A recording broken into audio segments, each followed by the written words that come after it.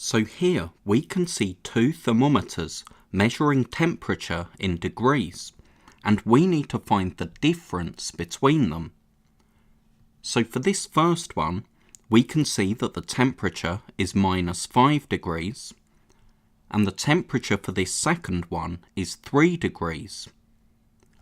We basically have two number lines here, so we can count from the smaller to the larger temperature.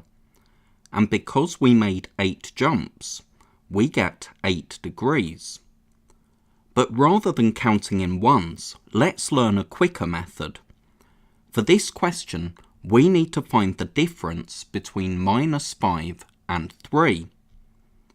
If we add 5 to our -5, that takes us to 0, but we want to see how many more we need to add to get 3.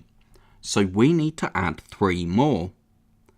So, because to get from -5 to 3, we added 5 and then added 3, we added 8 altogether. So the difference in temperature is 8 degrees. Now for this question, we have to be really careful because our temperatures haven't been labelled as clearly. Rather than every degree labelled, we have every 4 degrees labelled. So what temperature is shown here?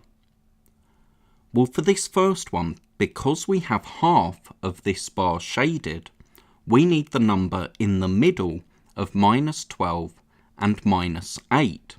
So that's -10. And here, because 1/4 of this bar is shaded, we have 5.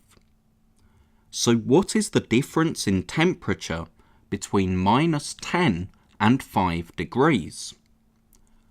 Well, to get to 0 from -10, we need to add 10, and then to get to 5 from 0, we need to add 5.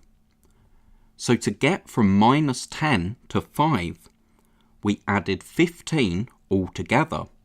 So the difference in temperature is 15 degrees.